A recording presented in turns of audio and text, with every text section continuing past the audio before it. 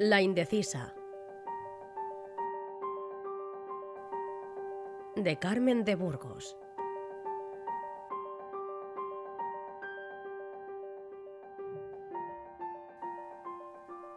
¿En qué piensas? Alina se estremeció levemente con la sorpresa de la brusca pregunta. No podía decirlo.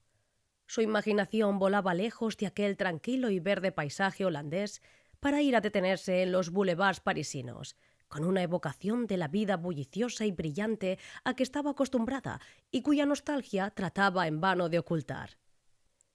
Pareció encogerse, como si buscase un refugio a sus pensamientos sobre el terciopelo del Trescuit, el coche barquilla, que arrastrado por un caballo blanco se deslizaba a lo largo del canal, y con esa facultad de adaptación propia de las mujeres enamoradas, repuso enseñando la línea luminosa de su sonrisa entre el bermellón de sus labios.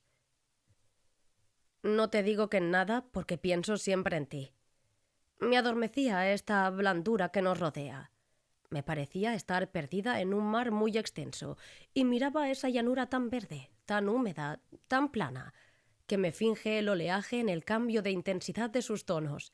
Es una magnífica tela de terciopelo para envolverse en su sedosidad y prenderla con brillantes. Él sonrió tristemente.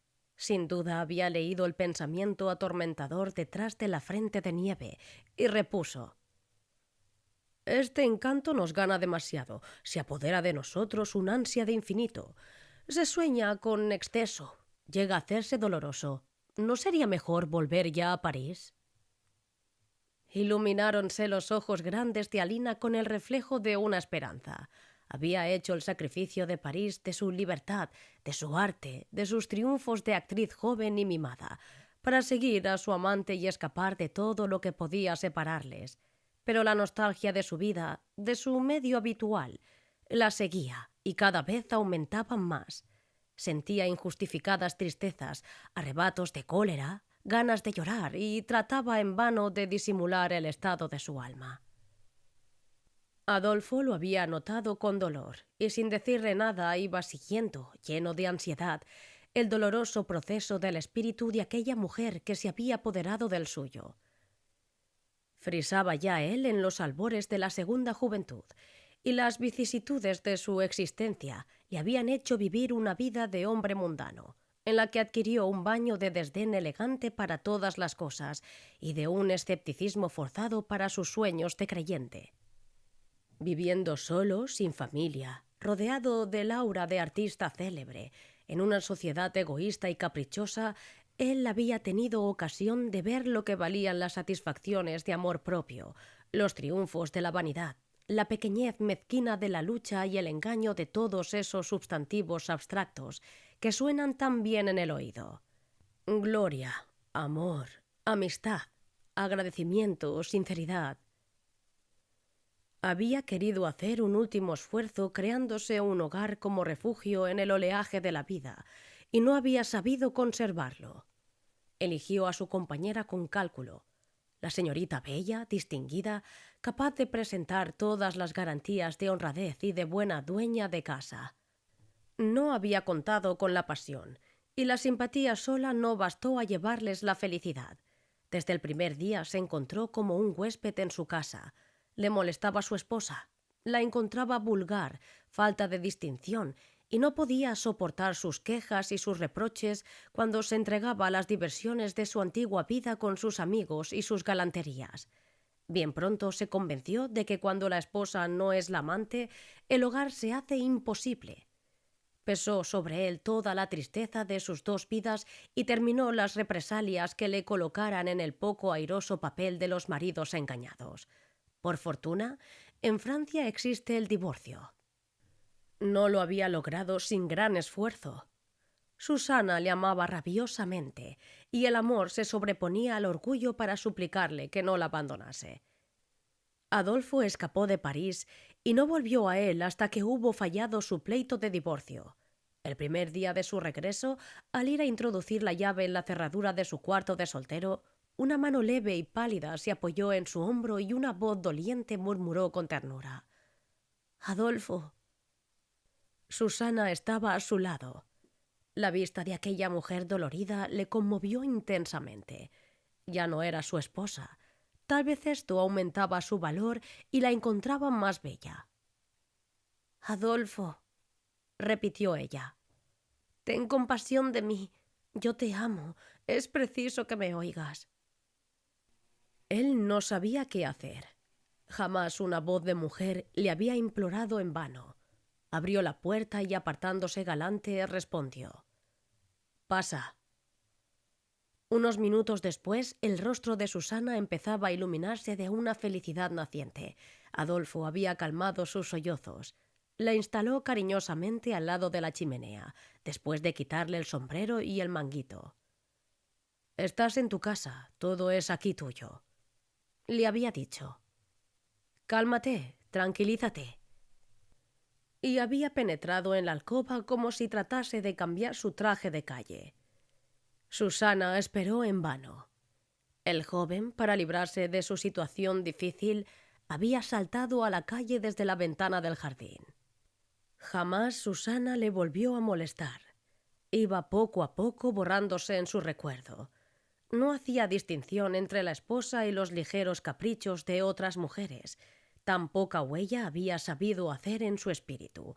Le quedaba solo un terror a comprometerse, a perder la libertad, a escuchar sollozos y recriminaciones a su lado. Por eso su vida era cada vez más frívola. No quería hacerse amar. Le bastaba con la noción del momento.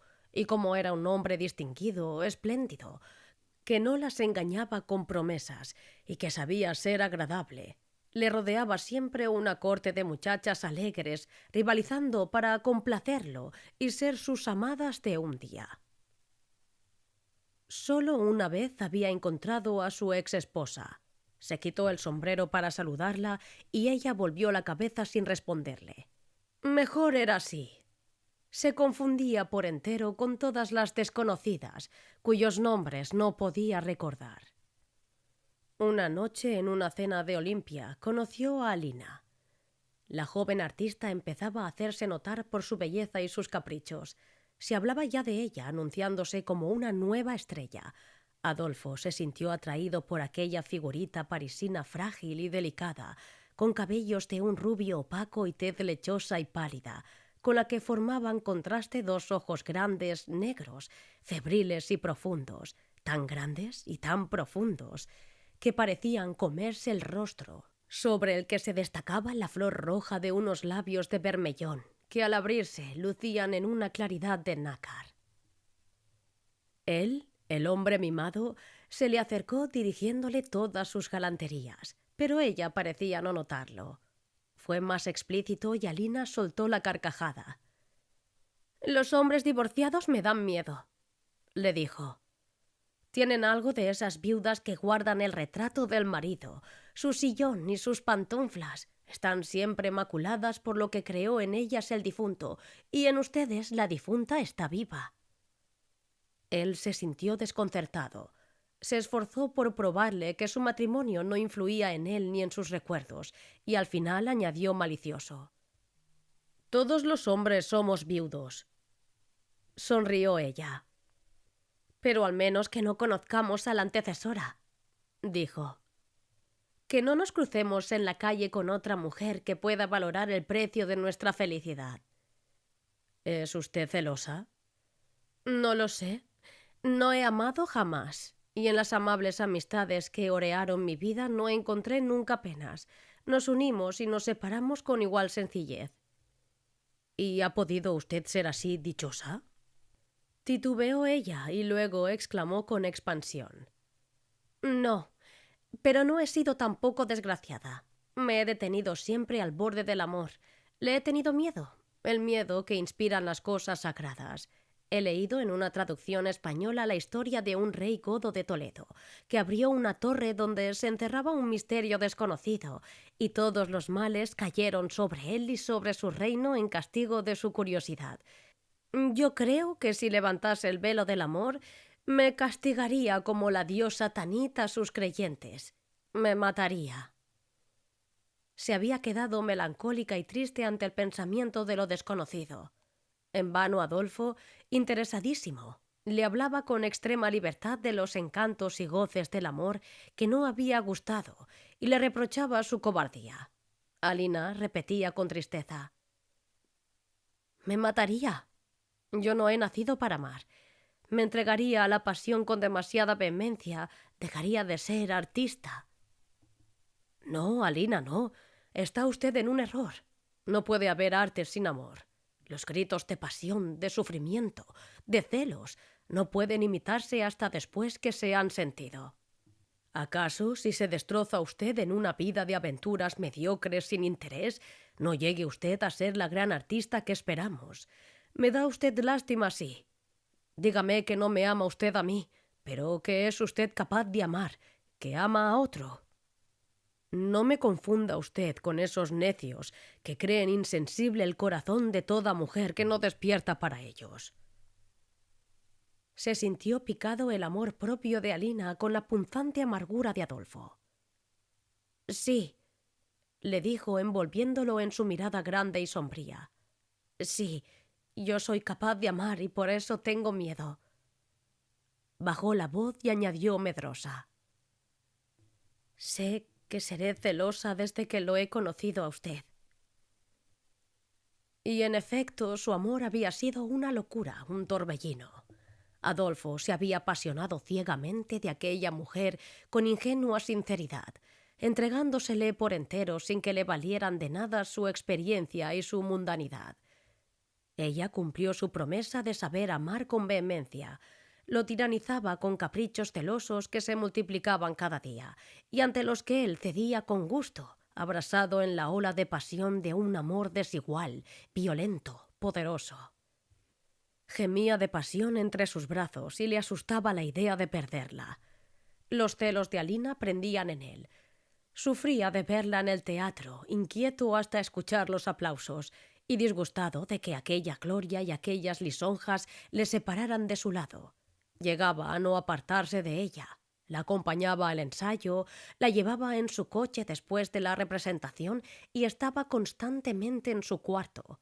Altanero, displicente, provocador, para apartar de ella todos los admiradores, sin tener en cuenta el daño que en su carrera le causaba. Ella se sentía molesta. Le disgustaba aquel espionaje.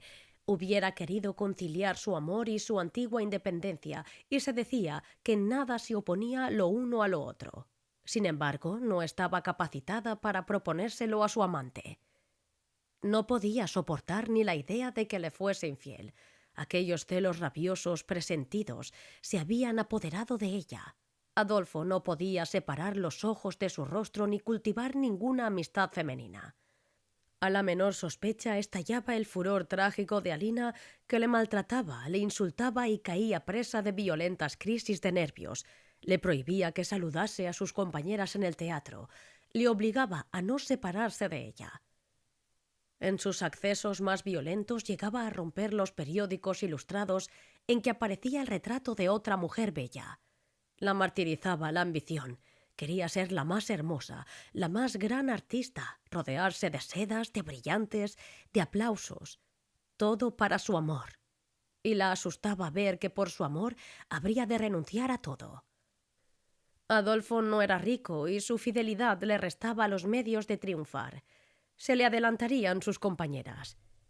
Ya la Dufresne, con su boca enorme y sus ojos pintados, ostentaba lujosas joyas y automóviles que le había regalado un millonario americano, uno de esos carniceros yanquis que han sustituido entre las artistas y las cocotas parisienses a los príncipes rusos.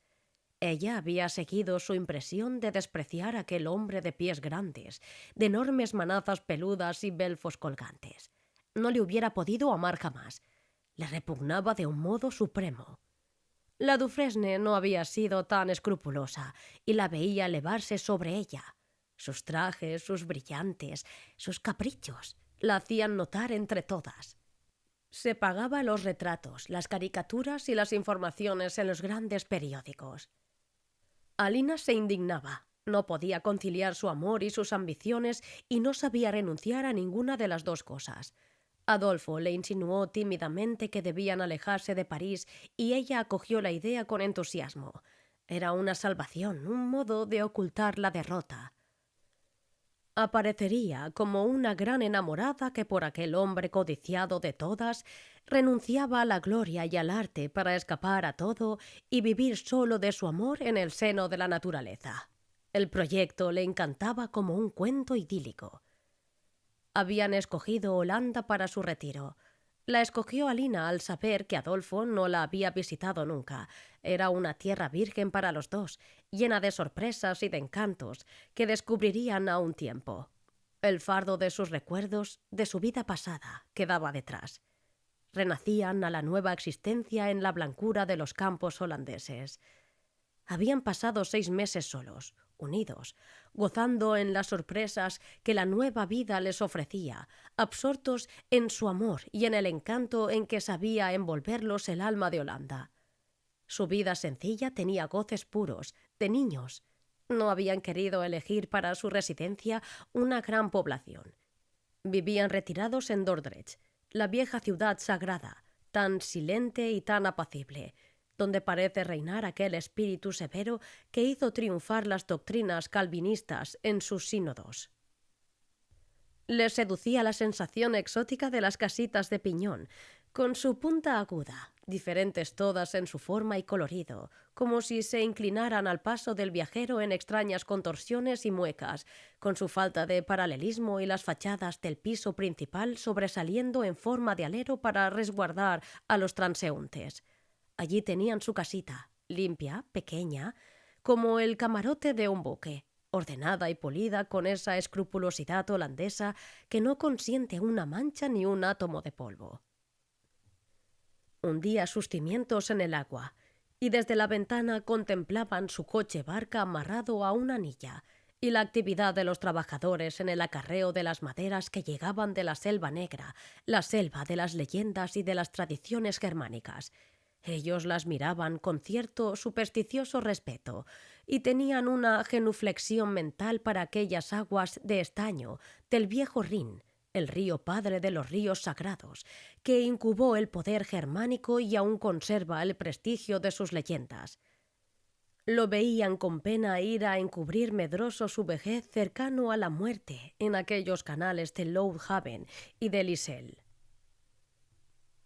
Alina se sentía allí feliz sin tratar a nadie. Las mujeres holandesas, tan bellas en cromos y panderetas, no la inquietaban. Las miraba con curiosidad por sus vestidos pintorescos y los tocados recubiertos de joyas de oro, o sus cofias blancas, y se reía de la complacencia con que ellas se dejaban mirar. No le inspiraban recelos las muchachas de carne mantecosa, redondeada, de recién nacido, con caras bobaliconas, frescas, rosadas, donde apenas se delineaban las facciones, el cabello blanquizo y los ojos de vidrio. Aquellas carnes adquirían pronto los tonos dañados de las manzanas que se golpean en los capachos, y sus formas eran pesadas, lentas, de pies y manos grandes y recias, en las que predominaba la animalidad. Se diría que eran gentes amasadas en agua como todo el país. Las frecuentes excursiones no les daban lugar a aburrirse. Unas veces era a Rotterdam, para sorprender en la rápida carrera del tren sobre su viaducto, más alto que las casas, los interiores misteriosos donde arde una lámpara con pantalla rosa. Allí visitaban el puerto con sus islas comerciales y contemplaban los marineros de rostro colorado y expresión ingenua repletos de alcohol, como los descendientes de aquellos otros marineros que a las órdenes de Wyeth, Ruyter y Tromp supieron vencer a la orgullosa Inglaterra. Su placer era terminar el día en las solitarias naves de la catedral, escuchando en el órgano las sonatas de Beethoven con las que mediante unos cuantos florines les obsequiaba el organista. Sentían apoderarse de su alma un misticismo panteísta, y al perderse la última nota tenían que hacer un violento esfuerzo para no perderse también tras ella. Otras veces la visita era a Haarlem, la tierra de los tulipanes, cruzando entre campos floridos de muchos kilómetros de extensión para contemplar aquellas flores sagradas que los holandeses reverencian como a sus dioses. Eran flores que con su culto tomaban carne. Tenían sus nombres, su personalidad. Alina hacía observaciones curiosas sobre ellas.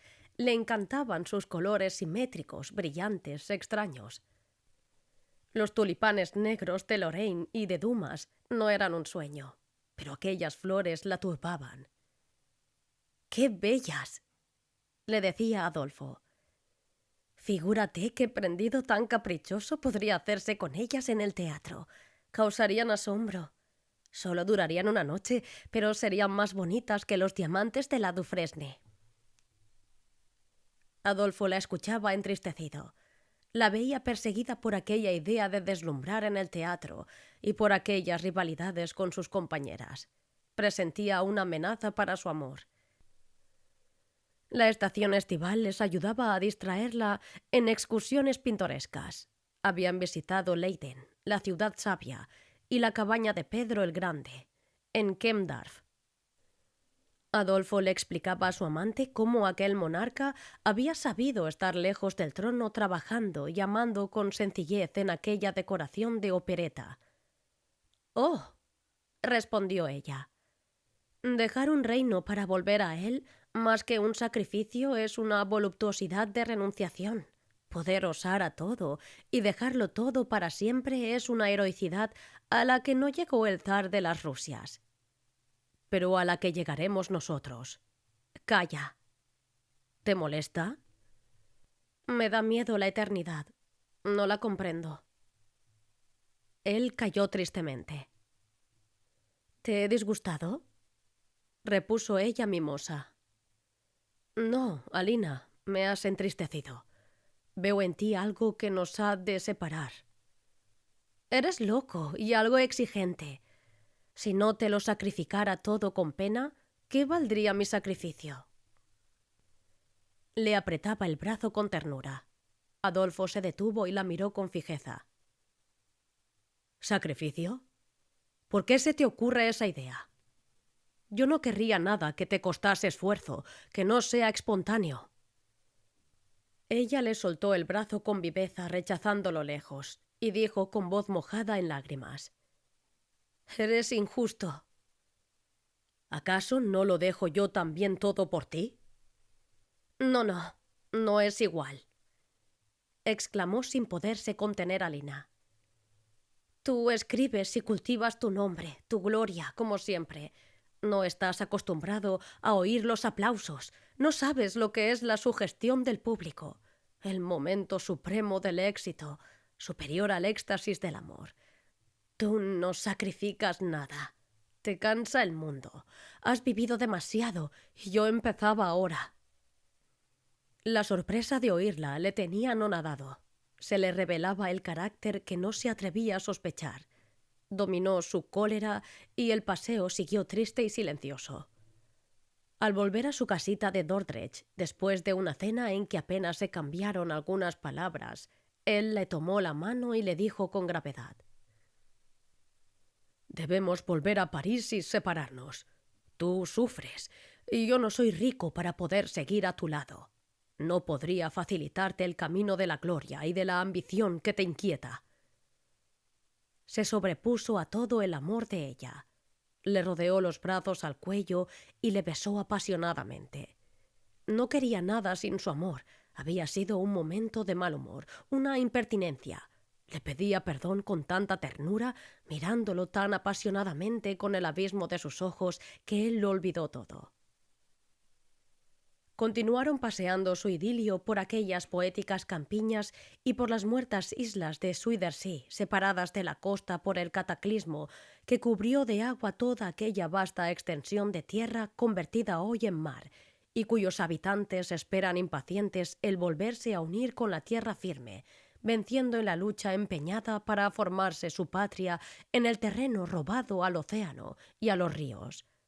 Admiraban ambos la tenacidad de aquellos hombres de comprensión tardía y ojos ingenuos que iban palmo a palmo haciendo su territorio, fortificando sus costas, gastando en los acantilados y defensas cantidades fabulosas y construyendo sus ciudades en puntales de madera sobre las aguas.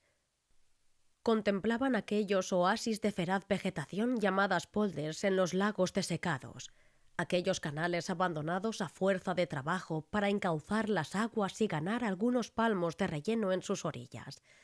Ante aquella perseverancia, ante aquel sistema de esclusas para evitar las inundaciones y encadenar el mar, ellos pensaban si no hacían mal en despreciar aquella raza de escasos artistas y no contemplarlos como seres superiores.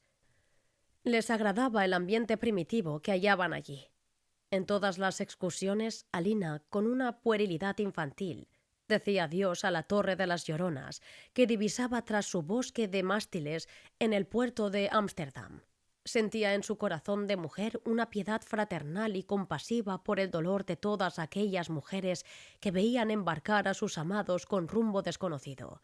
Le aterraba la idea de las separaciones. Por evitarla, hacía el sacrificio de ocultar a Adolfo el secreto de su anhelo de vida mundana, su ansiedad de paisajes y emociones nuevas, de embarcar en todos aquellos buques que se lanzaban rugiendo sobre la superficie de las olas y se iban lejos, tendida al viento su cabellera de humo. Envidiaba a las isleñas de Broken, Monnickendam, Edem, Volendam y Marken, aquellas mujeres que no conocían las inquietudes y vivían fieles a un solo amor. Eran gentes honradas y buenas. Su conciencia era el mar y le tenían miedo al castigo. Después de una mala acción no se hubieran atrevido a embarcarse. Marken, aquella islita pequeña donde pacían los borregos por no haber espacio para las vacas, la atraía con la placidez de su existencia pura. Tan pocos kilómetros bienolientes a heno, con casitas sin puertas, a las que era preciso subir por la ventana, tan coquetamente adornadas de azul porcelana de Delft y con su lecho en forma de armario. ¡Qué felicidad haber vivido siempre así!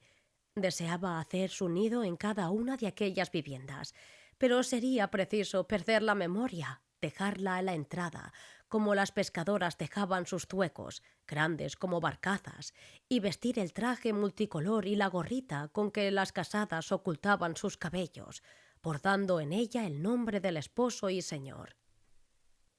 Se preguntaba si no debería prohibirse a los viajeros ir a turbar la paz de aquellas almas cándidas, dándoles la idea de que existían otras casas, otros hombres y otros horizontes más allá del suyo. Pero aquellas gentes de ojos claros parecían no inquietarse ni comprenderlas. ¿Acaso no les creían seres de su especie? La vida toda estaba allí, su isla, su casa, su barca, su iglesia y su cementerio. Todo aquello parecía ayudarle a desprenderse de su ambición. La vida y el paisaje eran igualmente plácidos, familiares, caseros. La adormecían aquellos paisajes de tonos fundidos, en los que los objetos no se destacan por la línea, sino que parecen emerger unos de otros.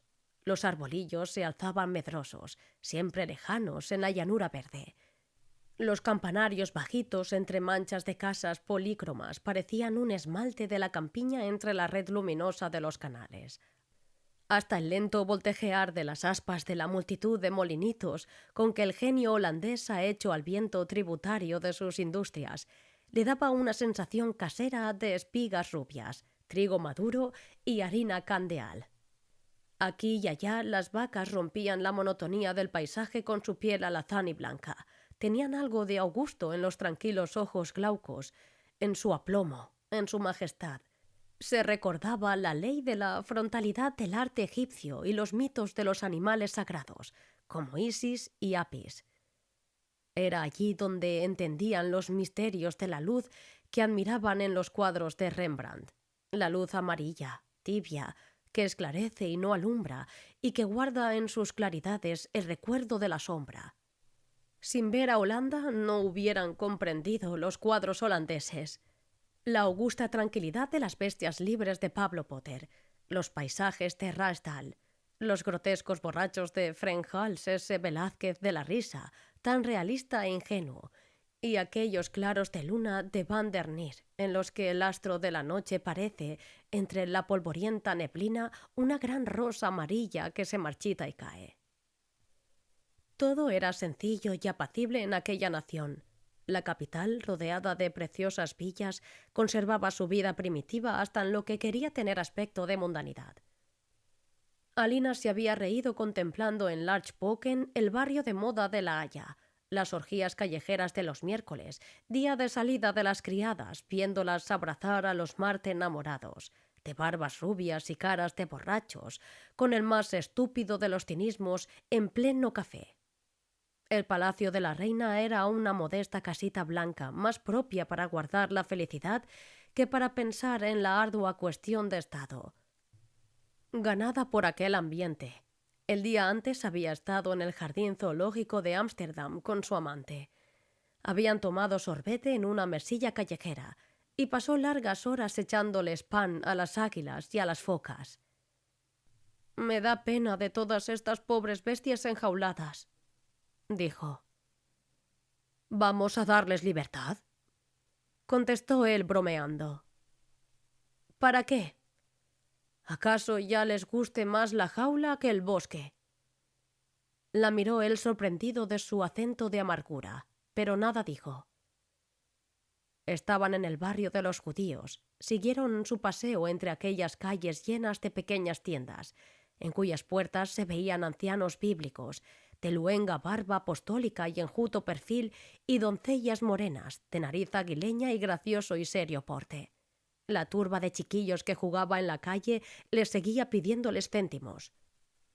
Entraron en la magnífica sinagoga de los judíos portugueses. La nacionalidad de origen establecía una división entre los individuos de aquel amable pueblo proscripto, tan fiel a su raza y a sus tradiciones. El sacristán les hizo observar cómo en aquel templo de culto primitivo se habían empleado materiales tan ricos como los del templo de Salomón. Abundaban las maderas preciosas, los mármoles, el jaspe, el lapislázuli y el ágata, así como los más preciados metales, pero no se empleaba más iluminación que las de las bujías y el aceite. Alina tuvo una sonrisa burlona que disgustó a Adolfo. «Es preciso saber explicárselo todo», dijo. «En ese culto el pasado existe algo de conmovedor, un anhelo de eternidad que, por absurda que sea, hace grandes y fuertes a los hombres y a los pueblos. ¿No te sientes inconsistente y vacía cuando prescindes del arraigo del ayer y la esperanza del mañana?» Alina se encogió de hombros haciendo un mohín gracioso. «Me basta el momento actual para quererte», le dijo. «En él está toda la eternidad y todo el pasado».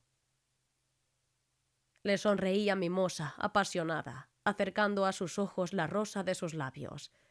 Él se encontró ridículo en sus filosofías y la oprimió contra su pecho sin cuidarse del lugar santo ni de la mirada del sacristán, demasiado absorto en sus explicaciones, que les mostraba cómo en el corte natural de una piedra había aparecido grabada la figura de Moisés.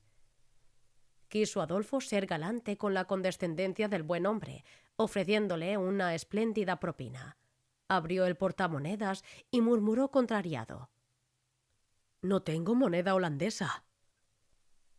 «El dinero es bueno sea cualquiera su país, excelencia», murmuró humilde el pobre hombre, temeroso de perder la buena ocasión. Adolfo le entregó medio luis y Alina soltó la risa. «Qué avariciosos son estos judíos», dijo. «No lo creas», repuso Adolfo. «No son ni más ni menos interesados que cualquier español, italiano o francés que sirve de guía a los turistas. La diferencia del modo de solicitar se halla en su historia. El italiano se inclina porque ha sido pobre y oprimido por los extranjeros.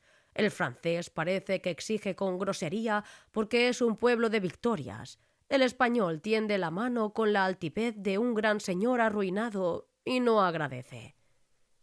«¿Y estos judíos?» «No son ni españoles, ni franceses, ni italianos. Son judíos. Los admiro perseguidos, negados, calumniados, conservando la hermosura de su raza y plegándose sin someterse a sus vencedores.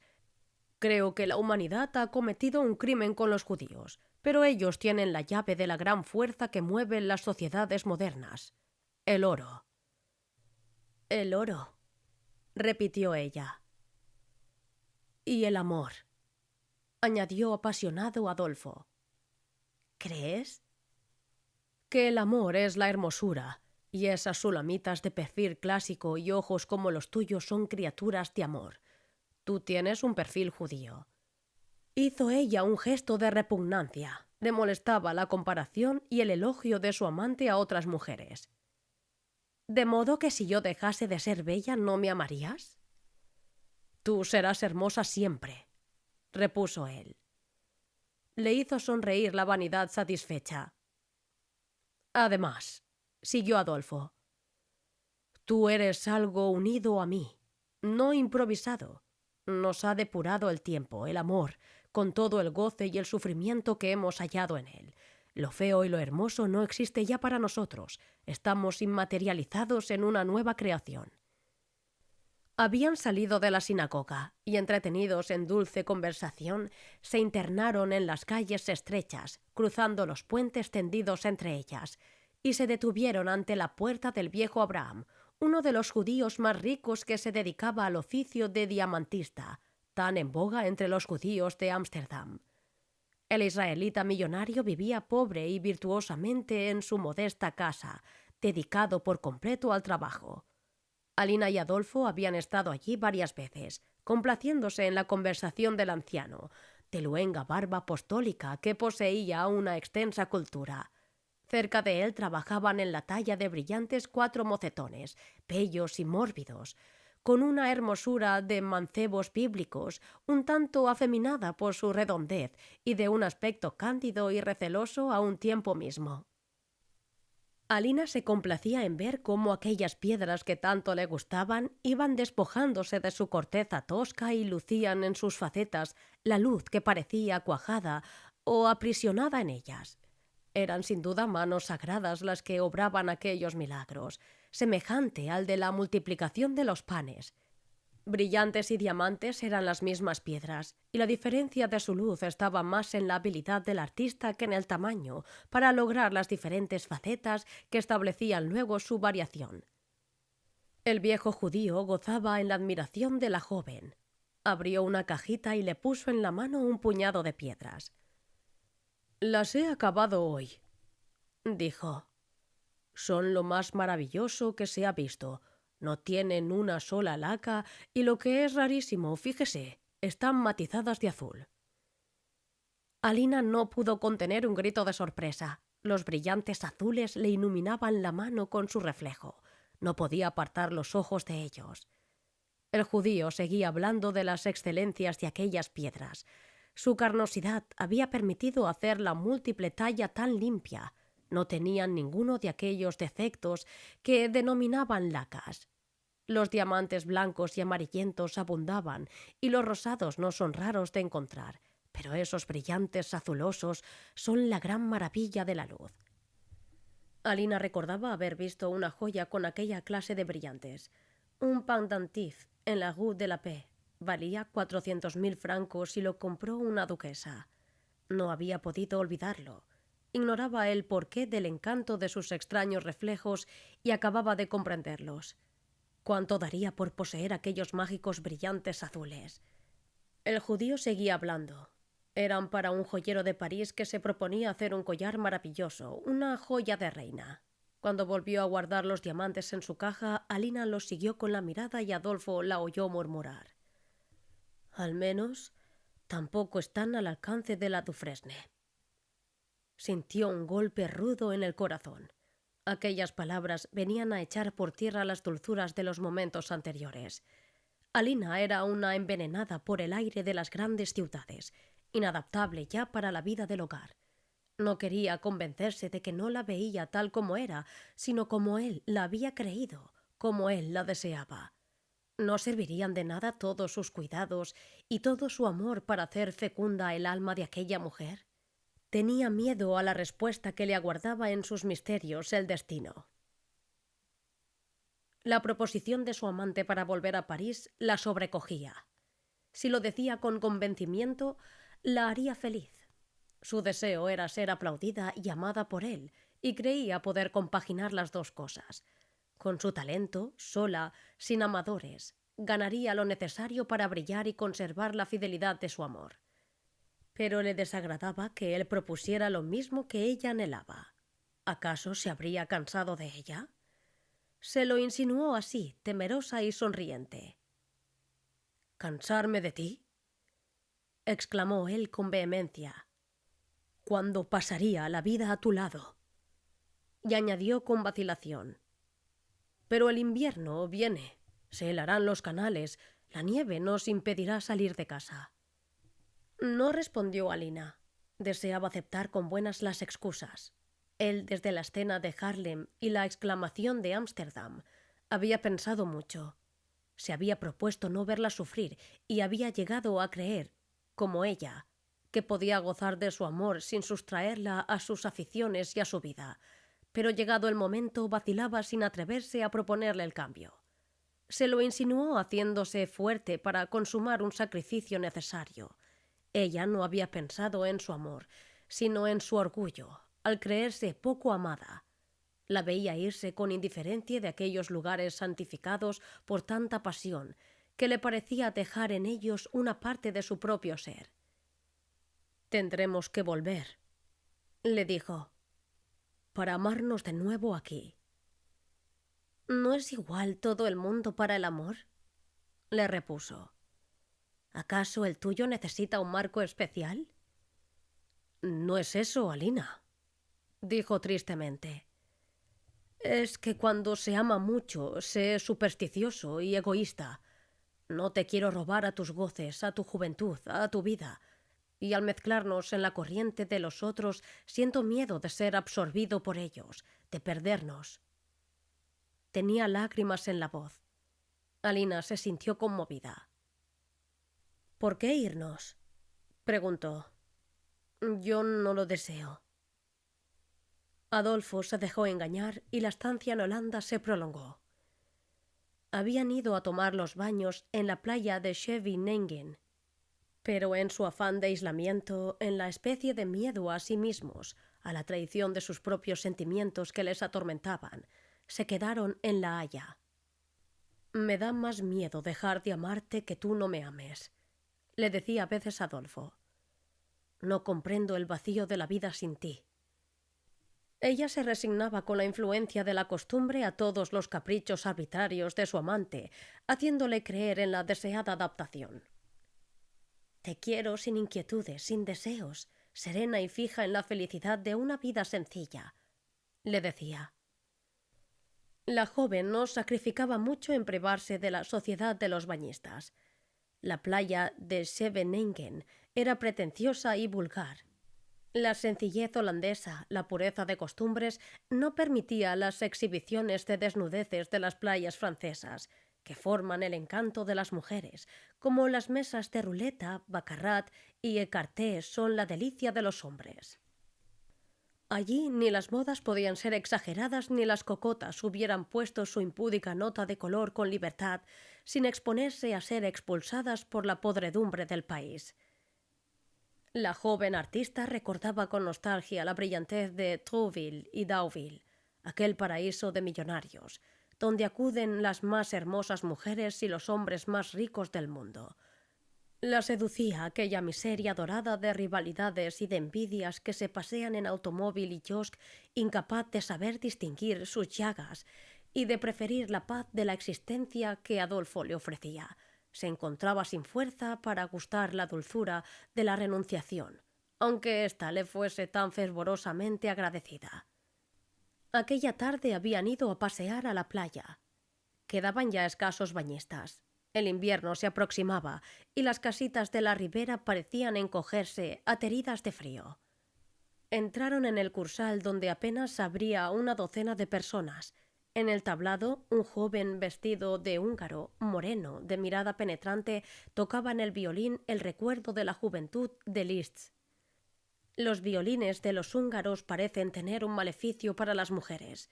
Sentía Lina que le penetraban en la carne como dardos, la mirada de aquel hombre y las notas tristes de su violín. Era una impresión extraña y aguda que le laceraba los nervios. Sin decir nada, sin darse cuenta de lo que hacía, sin pensar en Adolfo, se levantó y salió a la terraza. La marea alta dejaba aquel punto dentro del mar como un navío. Tendió la mirada por el cielo de color violeta y las aguas negras que se encendían en racimos fosforescentes al menor choque. Las luces de la ciudad, verdes, rojas y amarillas, brillaban como puntitos en la sombra. Tuvo una sensación de naufragio, de soledad, de abandono, escuchando el sollozar de aquel violín que decía adiós a todas las ilusiones juveniles y sin poder contenerse rompió a llorar convulsivamente. La voz de Adolfo la volvería a la realidad. Alina, ¿por qué lloras? ¿Por qué sufres? Dilo, yo quiero tu felicidad. ¿No me amas? ¿Quieres separarte de mí? Le rodeó los brazos sin responderle. Le estrechó con pasión y sollozó sobre su pecho. Te quiero mucho. ¿No quieres dejarme? Siguió él. No, te quiero con toda mi alma. ¿Entonces? No es nada. Los nervios, la noche, la música, no sé. No me ocultes nada, Alina. Oh, tienes razón. Perdóname, no sé lo que me pasa. Te amo, te adoro, créelo. Y no puedo vivir sin mi arte. Después de aquella explicación, ambos se habían sentido más tranquilos. Decidieron volver a París. Cada uno tendría su casita como antes para guardar las apariencias, pero en realidad vivirían juntos. Volvería él a hacer su nido de amor en aquel cuartito tan querido del Boulevard Saint-Michel, donde estarían con más libertad que en el hotel de ella. Alina volvería al teatro y alcanzaría fama y fortuna sin dejar de serle fiel. Él la ayudaría desde la prensa. Se proponían no ser celosos, desenvolver la vida en una mutua confianza. Algunos momentos les ganaba la sinceridad de sus planes para el porvenir, como si este fuese algo que se crea con nuestros planes. Pero en el fondo experimentaban un dolor, un desconcierto, algo que les decía que iban a estar más separados. La llegada a París les produjo igual alegría, tanta que no notaron la separación, con que desde la Gare d'Est dieran distintas direcciones al cochero, citándose para comer en casa de Adolfo. Respiró Alina satisfecha, sola en su coche. Aquel aire era el suyo. Aquel cielo le daba otra vida distinta de la de Holanda. Contempló embriagada el Sena con sus aguas de acero sobre las que se retrataba el sol como una gran dalia roja. Las torres de Notre-Dame estaban iluminadas con llamaradas de incendio, y la mole sombría del Louvre parecía acariciarla con su silueta familiar. Por un momento tuvo un mareo con el ruido de los boulevards, tanto se había acostumbrado a la quietud. La atraían los escaparates como a una provinciana. «¡Qué ridícula me he vuelto!», pensó con inquietud. Después de descansar en el hotel, se hizo conducir al Polo de la Bagatela, donde había citado a 3 de sus amigas más íntimas, 2 actrices, Berta y Margot, y René, la bailarina. Las 3 la esperaban y corrieron a abrazarla llenas de alegría. A Alina le parecían más ligeras, más bellas, más elegantes que las había dejado. A pesar de su amor propio exagerado, les hallaba una superioridad sobre ella. ¿De dónde sales? ¡Qué morena estás! Has engruesado. Vaya un traje. Todas aquellas exclamaciones tumultuosas y espontáneas se le clavaron en el alma. No había pensado en que las modas cambian, en que el aire estropea el cutis y en que la línea, sin régimen, se deforma. Y se había atracado de las suculentas comidas holandesas. Muy molesta contestó con cinismo. «Hijas, no he hecho más que amar». Las 3 soltaron la carcajada y ella las imitó. «Supongo que has tenido tiempo de curarte de esa locura», dijo una de ellas. No supo Alina qué contestar. «Todavía estás a tiempo», añadió otra. «Es cuestión de un mes para que recobres los antiguos hábitos». «Y que no te vuelva a dar otro ataque de sentimentalismo», añadió la tercera. «Esos amores son sport de gran dama». «Espérate al menos a que estés en edad de retirarte», dijo la bailarina. «Pues así no harás más que perder el tiempo, a no ser que dejes la carrera y te cases para criar chiquillos en Asnières o en Auteuil». ¿Cómo que si no? Añadió Berta. Un día tu amante te dará un puntapié para irse con otra y te dejará en la miseria cuando no sirvas para nada. Buenos están los hombres. Él me ama, balbuceó Alina. Podía no. Vales más que él en todos terrenos, pero si no te cuidas, si te eclipsas...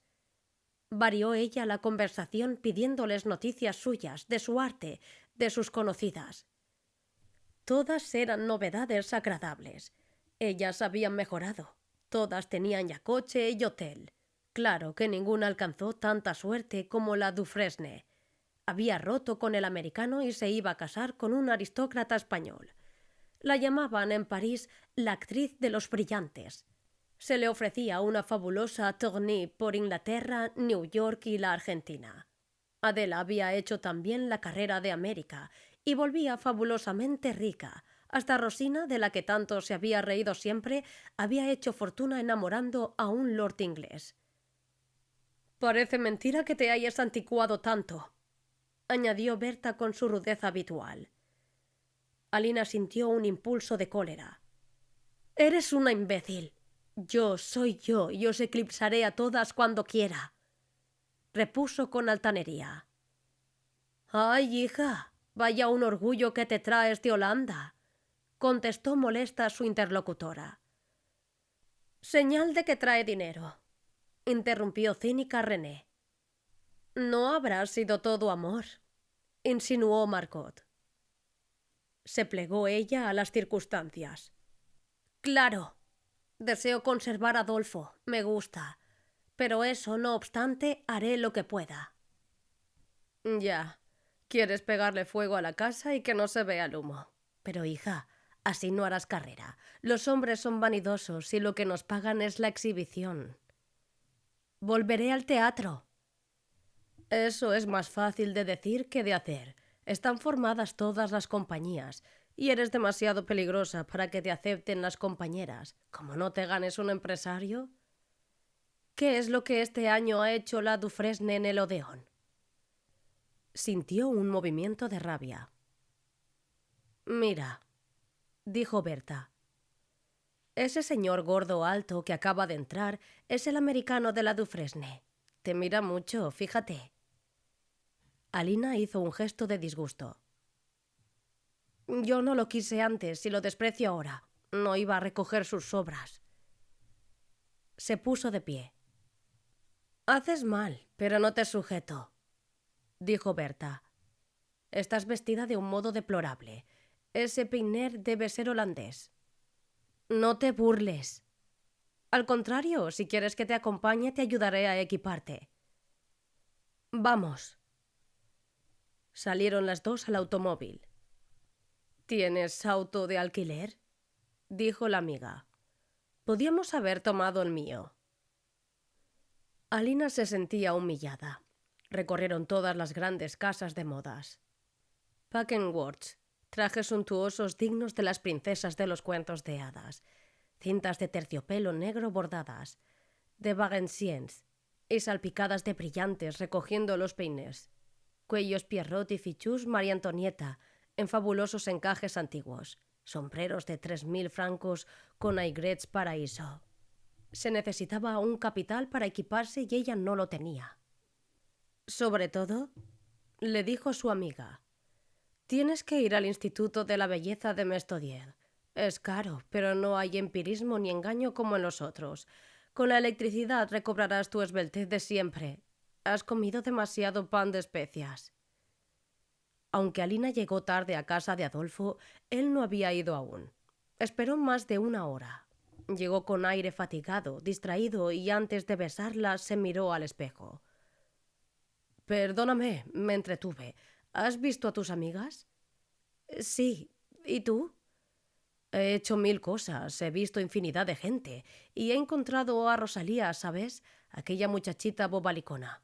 Está desconocida, muy guapa, con soberbias joyas. Me ha detenido y me preguntó por ti». «Y tú te habrás entretenido con ella. Por eso me has hecho esperar. Claro, tienes razón. Las mujeres como yo no merecen otra cosa. Me he anticuado, no valgo nada. Ellas Ellas han entendido la vida, pero no es tarde. Yo sabré lo que he de hacer. Adolfo tomó su sombrero. Me marcho para dejarte en libertad. Soy hombre que no tolera amenazas. ¿Es que no me amas ya? Vete, vete, yo no te quiero tampoco. Se dirigió él lento a la puerta. Ella se adelantó. Pero no me dejarás así como a una cualquiera, borrando con esa frialdad tantos días de amor. Le cogió violentamente por las solapas. Déjame, si no quieres que olvide que eres mujer.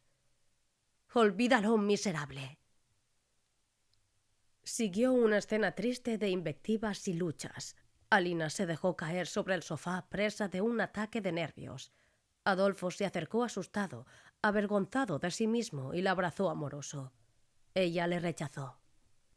Al fin se encontraron sus ojos, y las caricias ardientes de la reconciliación, con los nervios exacerbados, sucedieron a las lágrimas. Desde entonces no habían vuelto a tener paz. En el fondo de sus corazones los dos sentían que se había roto la dulce intimidad de antes. Por cualquier cosa estallaban las escenas violentas. Alina no encontraba contrato ventajoso.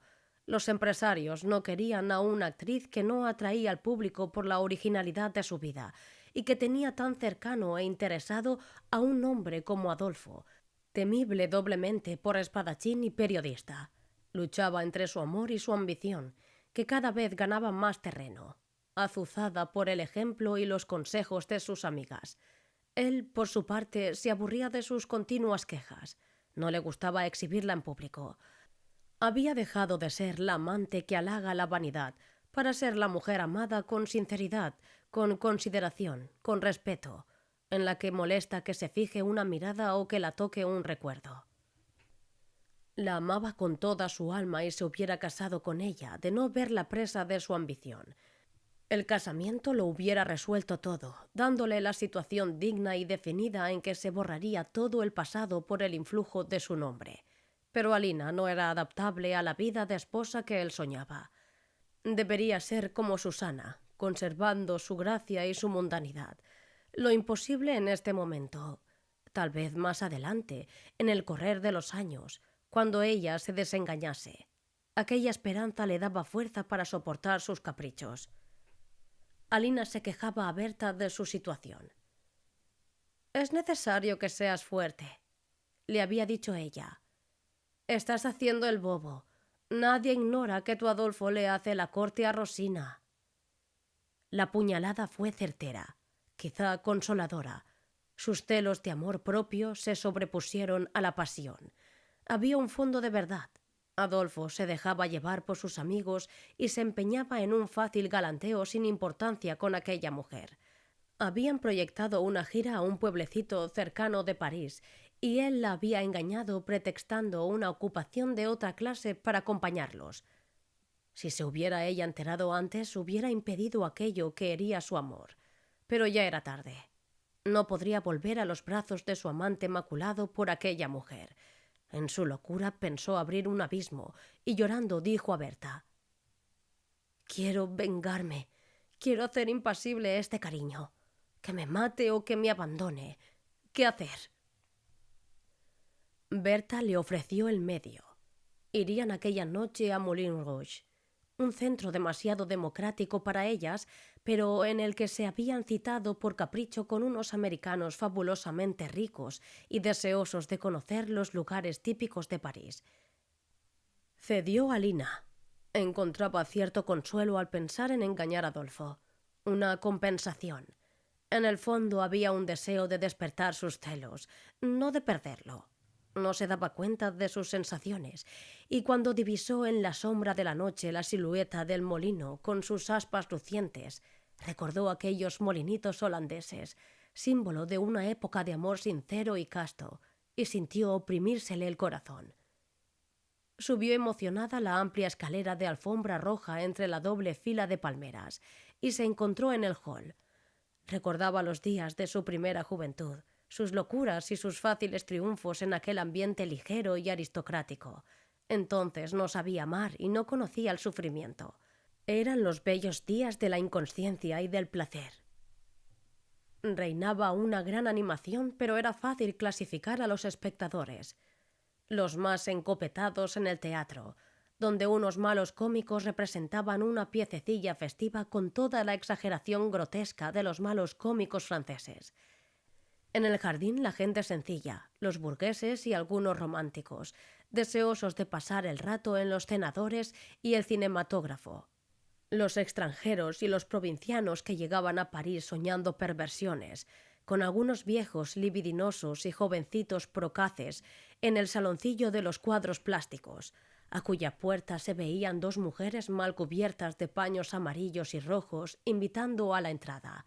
Dos pobres mujeres ajadas, marchitas, huesudas, que quitaban la gana de pasar adelante.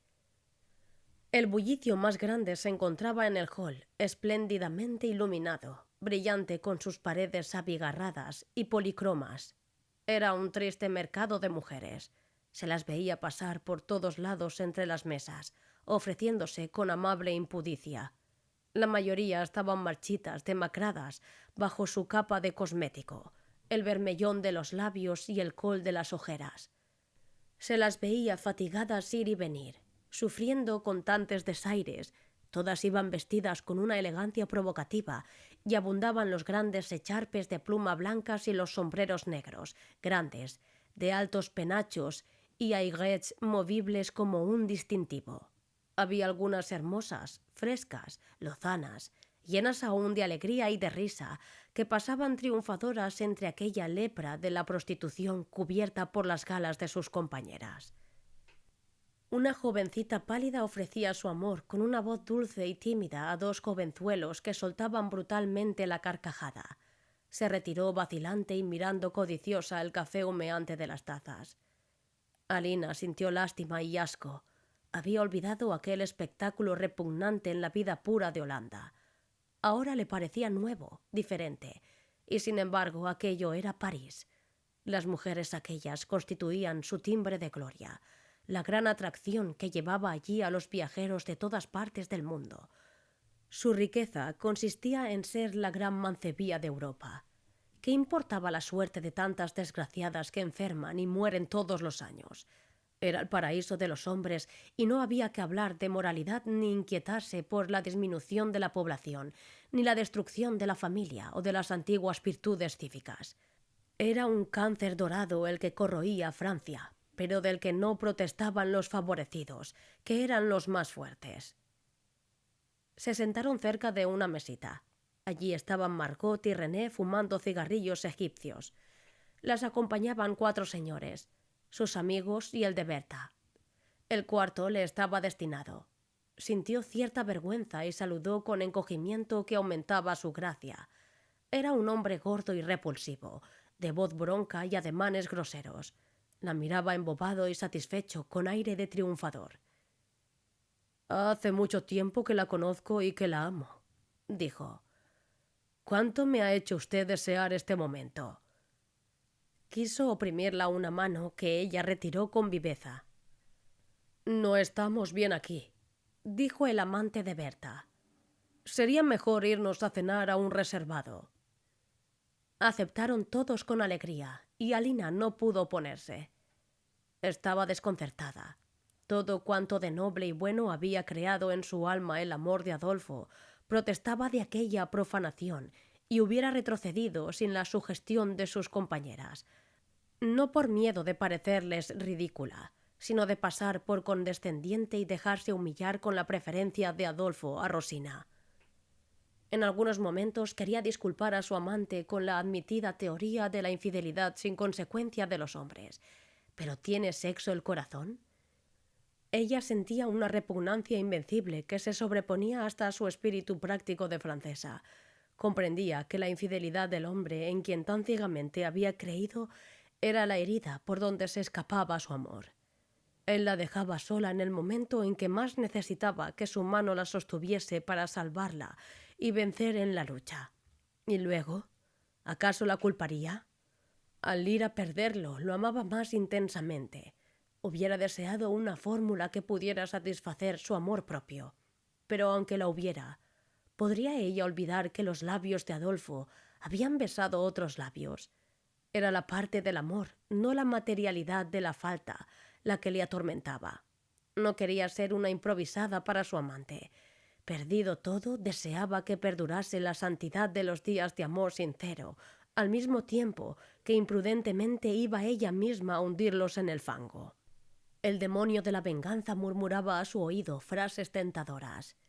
Debía hacerle sufrir a aquel hombre, que a pesar de todo la amaba, el tormento agudo que la había martirizado a ella. Adolfo no había sabido guardar aquella virginidad que los dos se habían ofrecido al borrar todo su pasado con un beso que lo justificaba todo, lo borraba todo como un Jordán bienhechor. Escuchaba distraída la conversación y la charla de sus amigas, respondiendo maquinalmente a las preguntas que le dirigían. Era una lucha ruda, decisiva, la de su espíritu, que la alejaba de allí. En vano su acompañante se esforzaba por hacer espirituales las vulgares frases que se le ocurrían. Alina no le prestaba atención. «Me ha dicho Berta que es usted apasionada de los brillantes azules. Mañana podemos ir a comprar un aderezo, único que existe en la Rue de la Paix. 200.000 francos», le dijo al fin bruscamente, deseoso de vencer su esquivez. «No seas tonta», le dijo Margot al oído al notar un movimiento de repulsión. «Mira que es multimillonario y tonto. Está encaprichado por ti. No vayas a hacer la virgen». Alina hizo un esfuerzo por vencer su repugnancia. La esplendidez del americano al lado de la traición de Adolfo formaban un contraste tentador. Podría ser una bella venganza. Ansiosa de decidirse, nerviosa, excitada, comenzó a beber champaña. Su risa fresca y musical, perlada, dejaba oír alegres notas de cristal de Bohemia. Ella era la más locuaz, la más bulliciosa. Volvía a ser la incomparable Alina de otros tiempos. Sus compañeras la miraban admiradas. El americano estaba encantado. Sin embargo, en medio de su embriaguez, seguía rechazando toda familiaridad. Al final de la cena, en el momento de la orgía, cuando aquel hombre ebrio de pasión y de vino tendía su mano sobre su hombro de nieve, Alina tuvo una brusca reacción.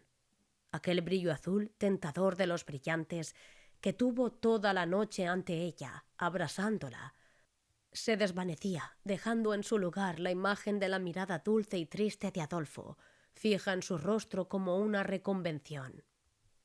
Por un momento olvidó la infidelidad de aquel hombre amado para no pensar más en su amor, en sus días de dicha. Rechazó con violencia al americano y brusca, altanera, provocativa, orgullosa, lanzó una carcajada burlona, más sonora, más sarcástica, más metálica que las otras, y envolviéndose en su abrigo con majestad, se dirigió a la puerta. Nadie reparaba en ella. El americano la siguió ansioso y desconcertado, y la vio subir en un modesto taxi y alejarse, dejando detrás de sí el reguero sonoro de su risa. Hacía 2 años que no se habían visto Alina y Adolfo. Él había sabido la aventura del Moulin Rouge y lleno de enojo no quiso verla ni escuchar sus súplicas y sus justificaciones. Ella no insistió. En otro momento se hubiera arrastrado a sus pies hasta hacerse perdonar. Entonces pensó que no la rechazaba por su culpa, sino por el amor de otra mujer, y se alejó triste y desalentada. Toda la indecisión que había en aquella mujer se recrudeció.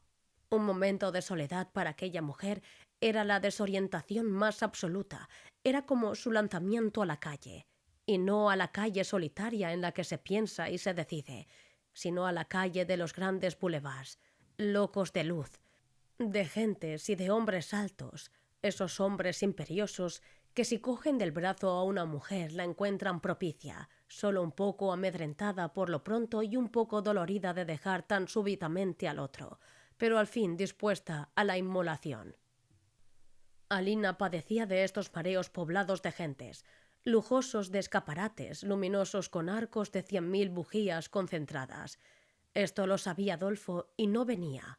Sabía que el traidor se forjaba solo de su soledad y que ella, de poder defenderse como un hombre de ese otro hombre, lo hubiera hecho en favor de la fidelidad y de la unidad de su alma. Sentía el adulterio de sí misma como la adúltera y el vengador juntos, encerrados en un alma hermética. Alina repasó todos sus recuerdos emocionada por aquel hombre, distinguiéndole entre todos, pero pensando que eso le hacía a la vez distinto y excepcional para las otras, y contra las otras ella tenía que ampararse en los otros. Y en el momento que pensó en la lucha elegante, distinguida y jovial por la vida, tan terrible de fondo, toda su memoria se vació, se sintió borrosa, tirada por la melancolía y por la esperanza en él, y surgió vestida de calle en su fracaso. Salió y cogió su nuevo camino.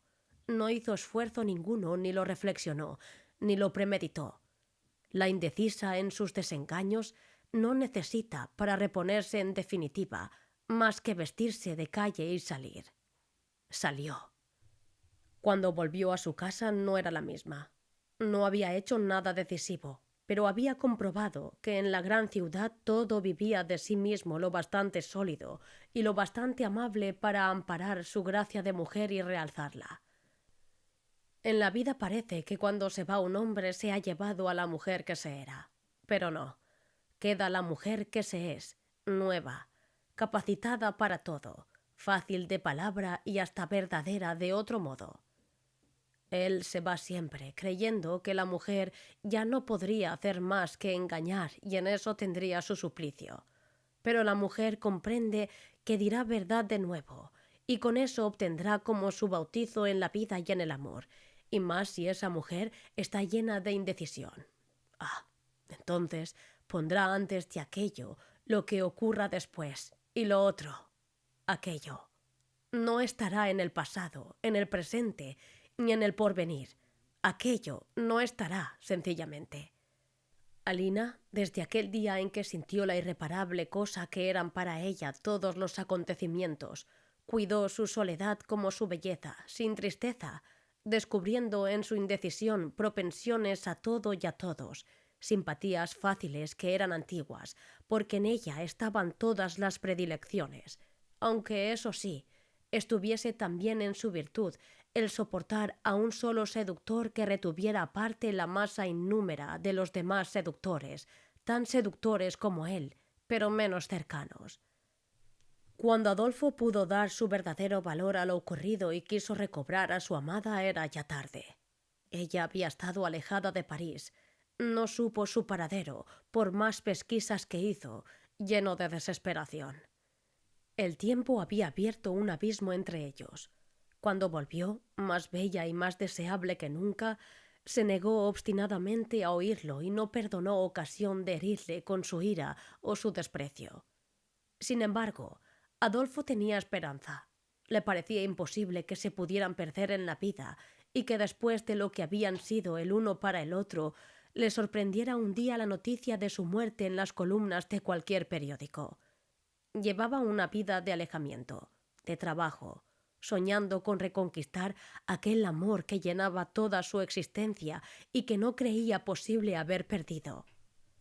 Alina no volvía al teatro, no se la veía en ninguna parte.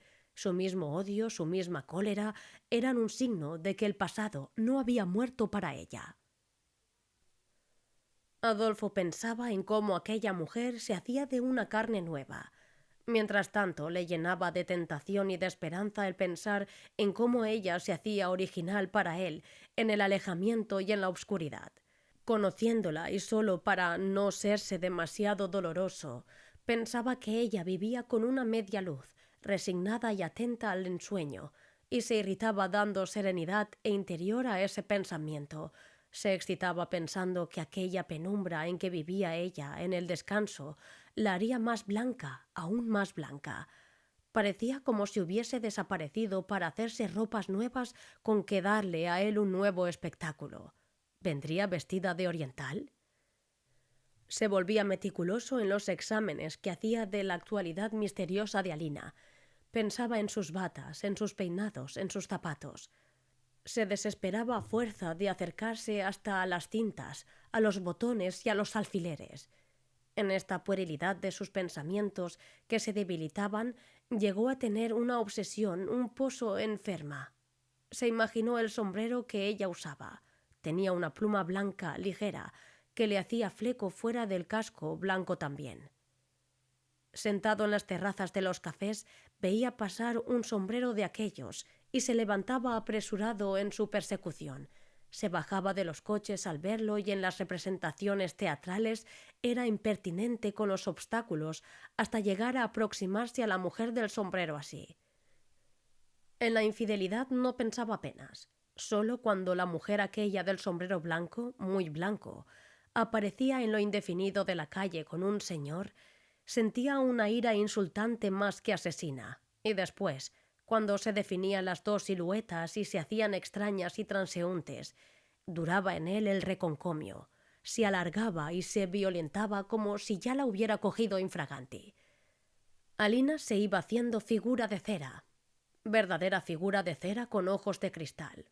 Había querido dar cuerpo a su cuerpo, sentir su cabida y su obstáculo, sentirlo interpuesto y redondeado, pero si bien había conseguido la aproximación deseada, en el tacto ideal en aquella figura sintió su cera.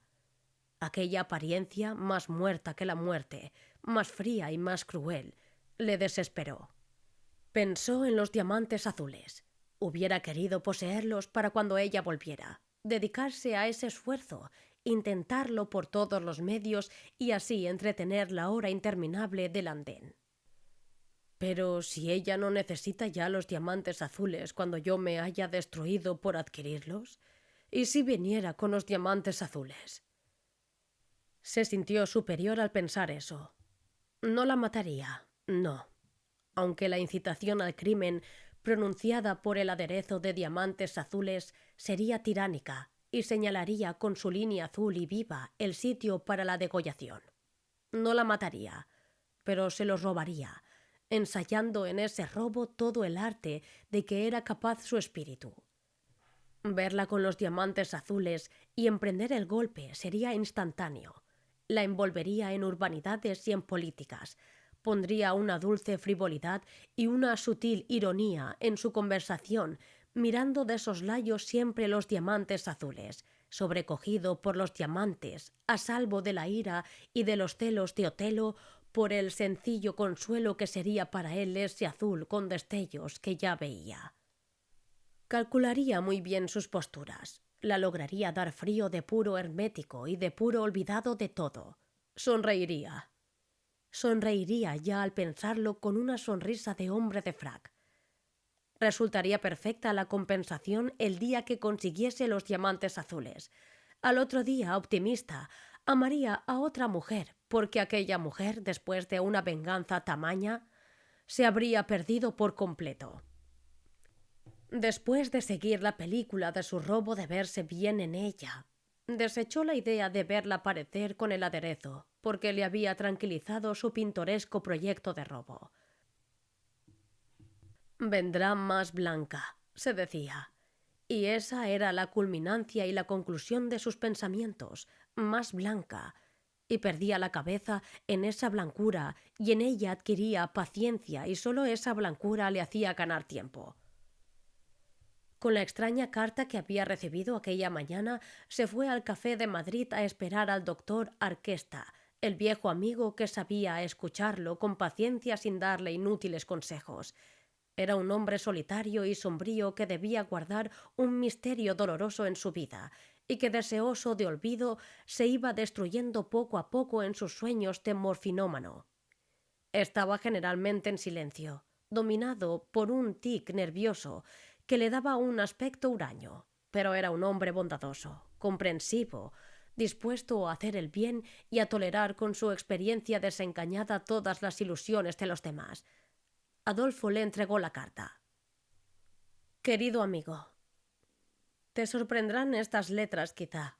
Espero que no, porque el tiempo pasa su raqueta sobre los recuerdos y sobre los corazones. ¿Por qué no olvidar lo pasado y ser amigos? Los dos podemos estimarnos, y estimar es más fácil que amarse. Si eres capaz de corresponderme al tierno afecto que te dedico, libre ya de celos y pequeñeces, ven a verme. No hablemos más de lo que ya no existe y cese este alejamiento en una sincera amistad. Alina. Postdata. Mañana a las 5 tomaremos el té en mi casa. No faltes. Te necesito. ¿Qué piensa usted de esto?, preguntó ansioso.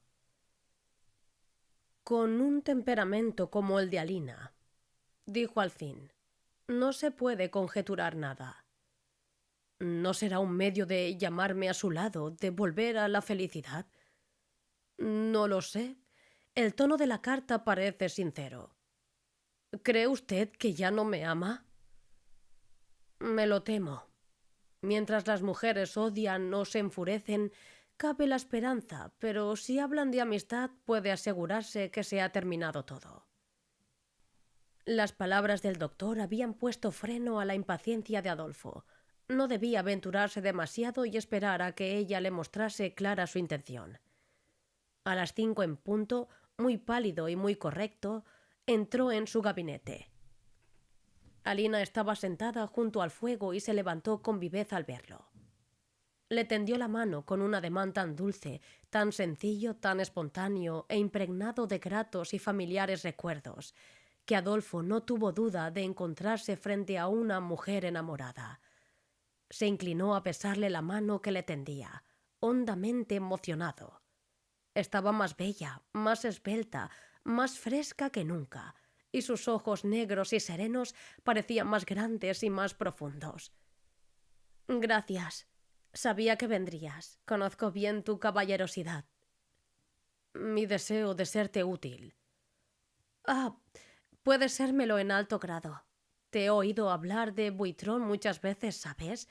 De Buitrón, ese auvernés tan rico que tuvo aquellas empresas de periódicos.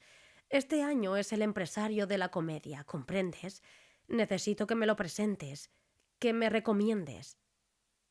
Él estaba anonadado. Comprendía que era solo la ambición la que había hecho que aquella mujer se acordase de llamarlo, pasando sobre sus ofensas, sobre sus heridas de amor y de dignidad. Hizo un esfuerzo para dominar su desencanto. ¿Valía la pena indignarse? Era una inconsciente, una muñeca en la que él había creado un carácter por pura imaginación. Pero ya sabes que Buitrón es un hombre soez, grosero, que andaba algo enamorado de ti, dijo. Mejor, créelo. Actriz que no tiene un apoyo así en la vida no logra triunfar. Estoy desengañada. He sido una boba, ya lo sabes. Otras se han aprovechado de lo que yo despreciaba. La Dufresne heredó mi Yankee, ¿y lo creerás? A ella le compró el americano los diamantes azules aquellos, y ahora quiere entrar en la comedia. Es preciso adelantarnos. No habría sacrificio que yo no hiciera por impedirlo. Te lo suplico, ayúdame. No me guardes rencor. Te he querido mucho, mucho. Pero mi arte... Le atajó él. Hemos prometido no hablar de eso. Puedes contar conmigo en absoluto. Qué bueno eres. Se acercó a la mesa con la escribanía. Cuánto te lo agradezco, siguió ella. Y mientras Adolfo escribía le llenó la taza de té. Él no pudo reprimir un suspiro. ¿Era aquella la mujer de otros días? No podía reconocerla. Le parecía que acababan de comunicarle la muerte de Alina. Se le había caído algo del corazón al suelo dejándole un vacío desconsolador. Esta vez triunfaré, estoy segura. Seguía diciendo ella, y excitada le refería sus cuidados higiénicos para olvidar tonterías y recobrar la calma y la belleza en sus meses de retiro y alejamiento. Después, mostrándole mayor interés, añadió: ¿Y tú qué haces? ¿Qué piensas? ¿Tienes amante? Dímelo todo con franqueza. Solo deseo tu felicidad. Él apresuró la despedida y cuando salió a la calle respiró como si despertara de un sueño. Iba a la vez triste y consolado. ¿Vienes esta noche a la comedia, amigo mío?, decía el doctor un mes después a Adolfo. Esta noche es el debut de la bella Alina. Y puesto que dices que no te interesa... No sé qué hacer. Me trae un recuerdo de la otra y no me gusta verla profanada por ella misma. ¿Qué más da? Nada nos cura tanto de una mujer como la realidad. En la mayor parte de los casos, las mujeres no tienen más valor que el que nosotros les damos. Adolfo movió la cabeza. Ya sabes que todo ha terminado tristemente, dijo. ¿Para qué el amor debió haber un final de tragedia? Esto es ridículo. Me está agradecida y me ha enviado mi butaca de orquesta, para que la aplauda. Debes ir. Será capaz de volverse a enamorar de ti si ve que no le haces caso. Te equivocas. En los corazones en que hace presa la vanidad y la ambición no caben el amor ni la felicidad. Déjate de filosofías y vamos a aplaudirla, atajó el doctor. Estará bella, más bella que ese recuerdo de ella misma que llamas la otra. Es preciso que se borre eso para que te cures por completo. ¿Y si no pudiera vivir sin él?, preguntó Adolfo sincero y sombrío. Entonces, amigo mío, repuso el doctor, te prestaré mi cajita de morfina, pero no lo merece. Sé que Buitrón va por todas las joyerías de París buscando un aderezo de diamantes azules. París, 20 de agosto de 1912.